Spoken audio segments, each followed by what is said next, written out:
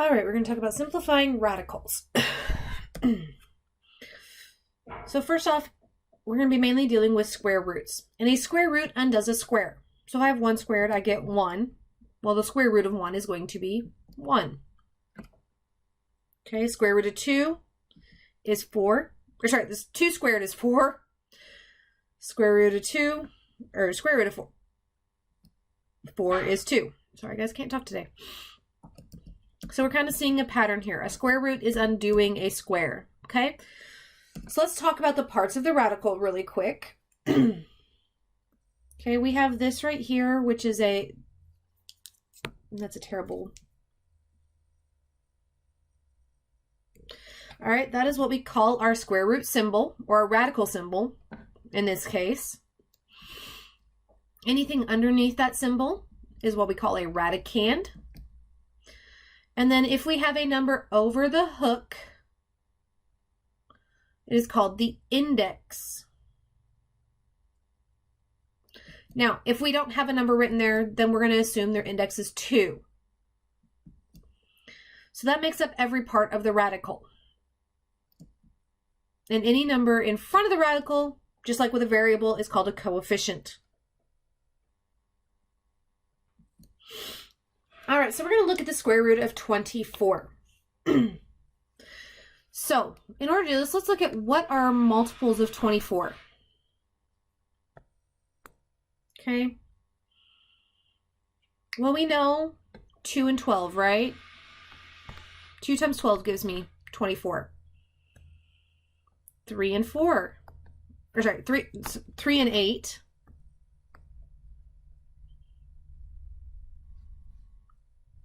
4 and 6, and that's all that we have, right? All right, so looking at this list of perfect squares, okay, that's what these are called here, are perfect squares. Means that they have a number times themselves that gives us that number. So I'm going to look, do I have in this list any of my perfect squares? Well, right there, I have 4. So I'm going to look at the square root of 4 times the square root of 6. And I can do this because multiplication lets me break it into 2 radicals. Well, we know the square root of 4 is 2. 6 doesn't simplify, so it's the square root of 6.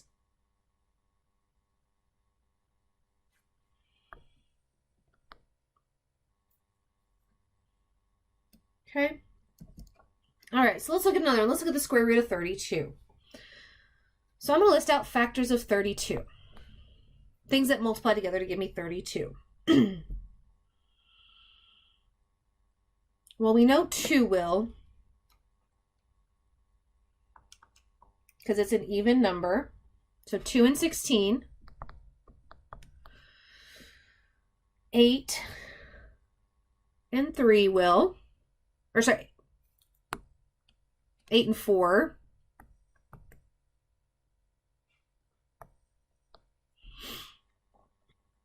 Okay, and that's really all the factors we have. So do we have any perfect squares? Well, we actually have 2 of them, right? We have 4 and 16. Well, I'm going to pick the biggest one possible, okay? Because otherwise, see 8 right here, 8 could be broken down into 2 and 4, right? 2 times 4. So we're always going to pick the largest one possible. So I'm going to break the square root of 32 into the square root of 16 times the square root of 2. Now I know the square root of 16 is 4. And I'm left with square root of 2 underneath.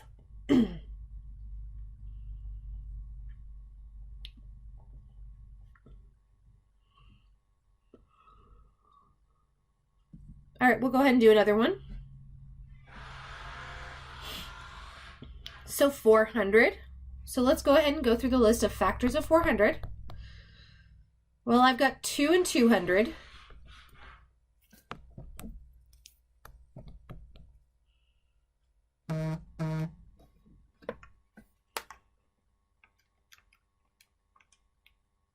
3 doesn't divide out nicely.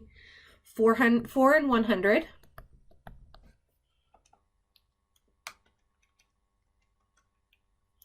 5 and 80.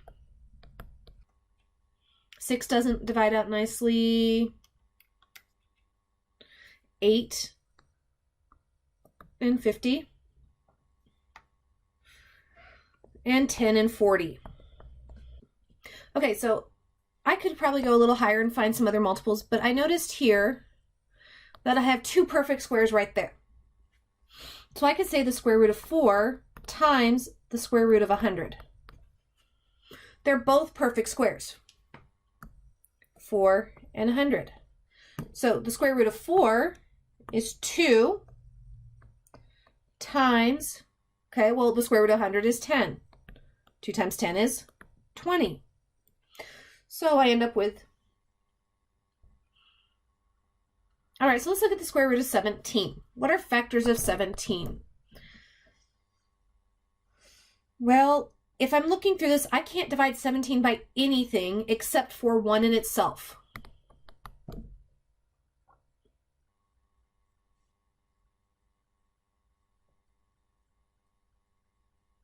Okay, so this is prime, so this is already as simplified as it's going to get.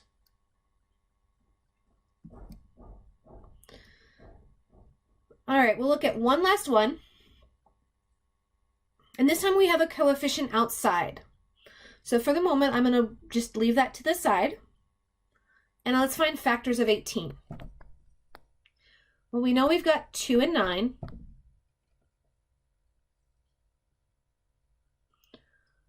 And 3 and 6. Well, 9 is my only perfect square, so we're going to use that one.